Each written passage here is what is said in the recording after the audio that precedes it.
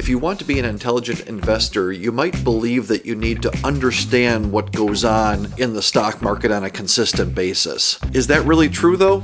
That's what I'm thinking. Hey, before we jump into this episode, I wanted to remind everybody that if you like the material you hear on what I'm thinking and you find it valuable, to hit that subscribe button on YouTube, like this episode, and if you got this on email, share it with other people, forward it along. We're trying to expand the reach so that other people get this information. So I wanted to jump in now talking about how to be an intelligent investor. In our last episode, we talked about the market volatility we've seen here in August of 2024 and how to think about that from a historical standpoint. But by coincidence, on the day that episode came out, there was an article in our local Wisconsin State Journal that talked about the market volatility and how to think about that. So it caught my eye since I was just talking about that, right? And I'll bring up here a little snippet of the article, and you can see where it says that, hey, advisors say to keep steady, but it's important to understand what's gone on and why. And that sentence caught my eye because I believe 100% that does not make any difference. Listen, it's not what happened and why. It's this stuff happens on a consistent basis, right?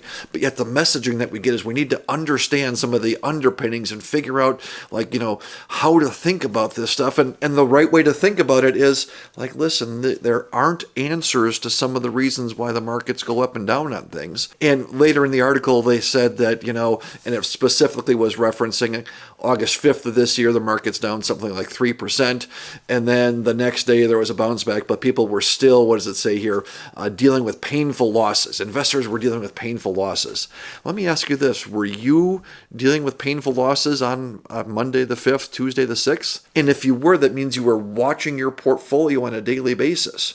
Right? And my question is, what if you didn't do that? What if you didn't pay attention since the beginning of August? What if you just looked at, hey, once a month periodically I'll look at my portfolio, which once a month is way too often. Right? What's happened in the last month? If you hadn't paid attention to any of this information, you look at where the market is. Oh, nothing, up a little bit, right? How uneventful. If you were nervous about what happened back in the early part of this month, what if you hadn't paid attention? Ask yourself that question. If I hadn't even looked at it and started to adopt this longer term time horizon, would my life have been better? And on the other side, if you're watching, if you paid attention to, you saw how much your money went down that day or that week, what good did it do you?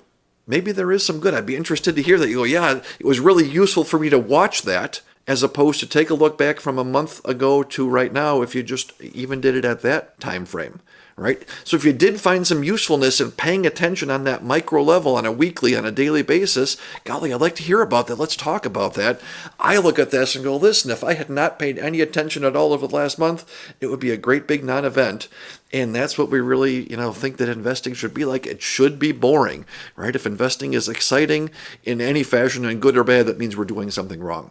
So that's what I'm thinking about. Again, if you have a different opinion, I'd love to hear this. Jot a comment in the comment box or shoot me an email directly. Would appreciate the conversation, and thanks for watching.